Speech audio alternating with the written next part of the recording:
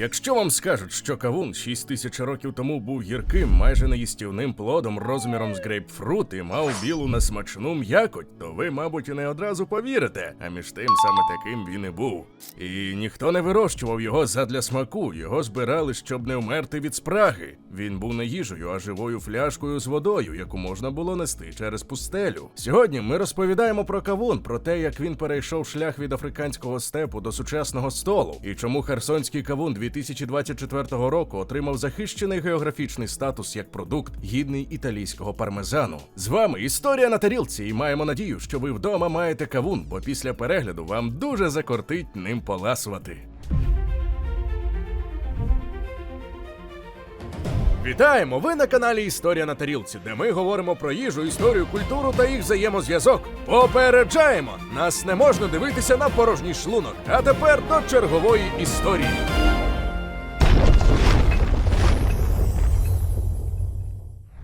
Почнімо від того місця, де все починається, тобто від Африки. Науковці довго сперечалися, де саме виник кавун – у Південній Африці, у Центральній Африці, в долині Нілу, в Західній Африці. 2022 року дослідники секвенували ДНК насіння, знайденого в лівійській пустелі, і простежили його походження до насіння егусі з Нігерії на заході континенту. Найближчим дикорослим родичем сучасного кавуна вважають кордофанську диню – невиразний плід із Судану з білою, негіркою, проте цілком прісною м'якоттю. Саме ця прісність, а не гіркота, як у більшості диких видів, і зробила його придатним для одомашнення. Дикі кавуни росли на піщаних рівнинах, там, де посухи чергувалися з рясними сезонами дощів. У спекотний безводний сезон плід, який на 90% складається з води, ставав для людей і тварин рятівним джерелом рідини. Не для насолоди, не для ситості, а лише для того, щоб вижити. Дослідник Едвард Кіт Роуч, який складав мапи Африки на початку 20-го сторіччя, описав у National Geographic 1924 року, як упродовж 6 тижнів під час засухи покладався винятково на кавуни, як на єдине джерело води. Чай, приготований з проціджених кавунових залишків, він охарактеризував як щось мерзенне, та зневоднення не отримав. Перехід від дикорослого формату до культурного плоду стався в долині Нілу. Єгипетські землероби почали обирати рослини з солодшими і м'якшими плодами, поступово відбираючи кавун за смаком. В усипальниці фараона Тутанхамона були знайдені зображення великого видовженого плоду. Насіння і листки кавуна виявили й у інших єгипетських гробницях.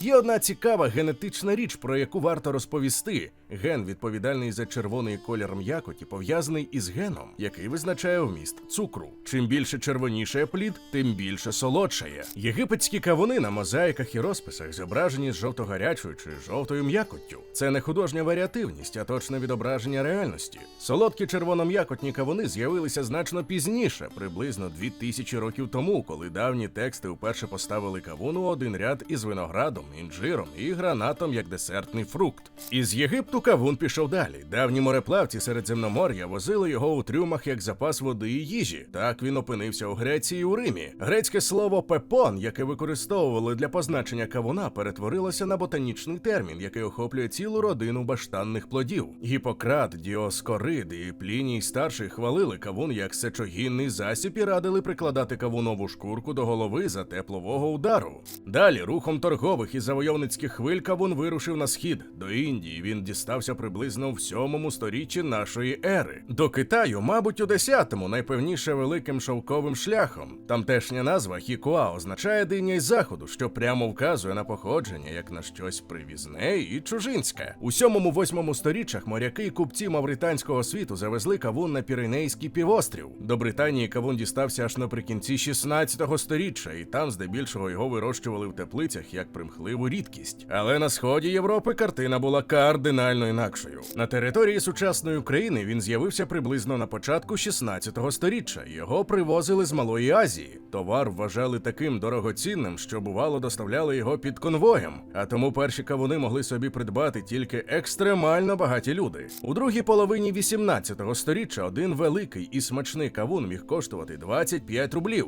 За ці гроші на тоді можна було купити кілька корів або за 20 відер горілки. Ці гроші платили, та це були ціни на найкращі кавуни. Простолюд мав справу з твердими, товстошкурими і прісними смачними плодами, які вимочували, тушкували, солили у бочках, як огірки, чи їли зі шматком хліба. Засолювання було ще й способом консервації. Попри товсту шкуру, кавун доволі вразливий, а так він міг доїхати в адекватному стані далеко вглиб країни. У 16 сторіччі, наприклад, уже існували письмові настанови з маринування кавунових скоринок. Смугаста ягода навіть у недостиглій, а чи переробленій формі знаходила собі застосування. Хвилинка уваги для тих, хто ще не підписаний на наш телеграм-канал. У нас там не тільки анонси нових відео, а ще й безліч цікавих історій і фактів, які ми не публікуємо на Ютубі. Посилання у описі і прямо зараз на екрані. Мешканці півдня, де кавун у сезон був таким самим доступним, як картопля, навчилися робити з нього щось геть несподіване. Виварюючи сік, вони отримували густий темно-бурштиновий сироп, схожий за консистенцією на мед. Цей продукт отримав назву нардек, і вона дещо розповідає про своє походження. Тюркське слово нарданк означає сироп з гранатового соку. Козаки підгледіли рецепт приготування згущеного фруктового соку у турків під час походів і перенесли його на доступний місцевий матеріал, тобто на кавун. Щоб отримати 1 кілограм нардеку, потрібно використати 17 кілограмів стиглих плодів. Сік уварювали в чавунних казанах на відкритому повітрі до зменшення об'єму в 10-ро, знімаючи піну і безперервно помішуючи. Є свідчення, що в середньому сім'я робила по 4 відра нардеку щорічно. Паралельно з нардеку вигадали ще й кавунове пиво. Сучасники стверджували, що від 2 склянок голова паморочиться не гірше, ніж від столового вина, і що навіть досвідчені знавці часом не відразу розпізнавали підміну. Будівництво залізниць у 19 сторіччі зробило кавун доступним для городян усюди. Кавун перетворився на літній обряд. Торговці з баржами, приваблива смугаста купа на ринку, характерний звук, із яким репається стиглий плід. Для України, і зокрема для Херсонщини, кавун став чимось більшим за продовольчий товар. Піщані ґрунти Таврійського краю і спекотний степовий клімат дають кавуни, які відрізняються від вирощених деінде вмістом цукру, щільністю м'якоті і інтенсивністю смаку. Традиційно херсонські баштани охоплюють понад 50% від загального врожаю кавунів в Україні. У липні 2024 року, посеред повномасштабної війни, коли частина херсонських земель уже перебувала під окупацією, Україна зареєструвала херсонський кавун як захищене географічне значення, перший такий статус серед продуктів харчування Херсонщини. Це рішення має формальний юридичний сенс. Відтепер ніхто не може продати свого кавуна під цим брендом, якщо він вирощений не на нижньодніпровських пісках Скадовського, Херсонського і Каховського районів. Сучасна селекція дала нам кавуни з жовтою та помаранчевою м'якоттю, безнасінні сорти, плоди кубічної форми для японських супермаркетів, де кожен квадратний сантиметр полиці – це окрема витратна стаття. Кавун смажать у клярі, варять на варення, роблять із нього сальсу і холодні супи. Проте те саме відкриття, що і 6 тисяч років тому, досі актуальне. У спеку немає нічого ліпшого за шматок холодного стиглого кавуна. Людство облетіло місяць, розщепило атом і навчилося передавати інформацію зі швидкістю світла. Та проти кавуна в серпневу спеку воно й досі безсиле. Якщо вам сподобалося це відео, то підтримайте канал уподобайкою і підпискою. Нові відео виходять щотижня, а попереду ще чимало смачних і несподіваних історій. Побачимося наступного разу!